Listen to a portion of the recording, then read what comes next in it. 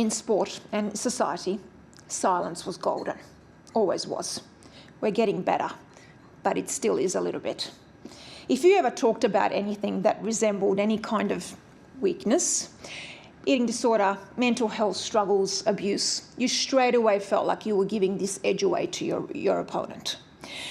But even more so, you felt like you were not worthy and like you were weak when it came to fans, media, sponsors. So everyone kept quiet. So many athletes suffered.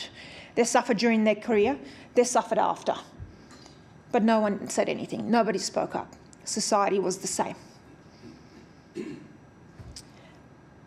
So, not to be judged, not to be shamed, and not to be stigmatised, no one said anything. So people were here, athletes were here, society was here, suffering in silence. But what is here on the other end of the spectrum? It's deaths. And we hear about them all the time. We hear about them every day. And how many times have we said, had no idea, didn't see it coming, did I miss something? How could that have happened? I didn't see anything. Of course we didn't, because we are so good at suffering in silence. 9 Australians will take their lives every single day. That's just in Australia alone. 1 million people will take their lives every single year worldwide, and that's just what's reported.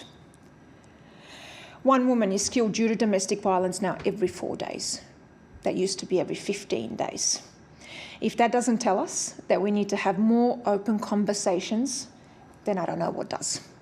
And that shame, stigma, and judgment needs to go. Where is the middle of the two ends of the spectrum? It's conversation. It's safe spaces and environments. But how do we get there? Well, we get there with vulnerability. Power of vulnerability. I even like to say that vulnerability is a superpower.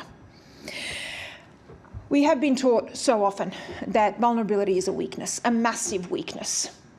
But in fact, to be vulnerable takes so much guts and courage.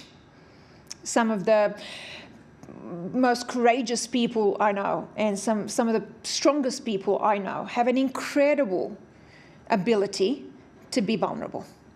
Vulnerability leads to honesty, authenticity, to living your happiest, most joyous life and really being free.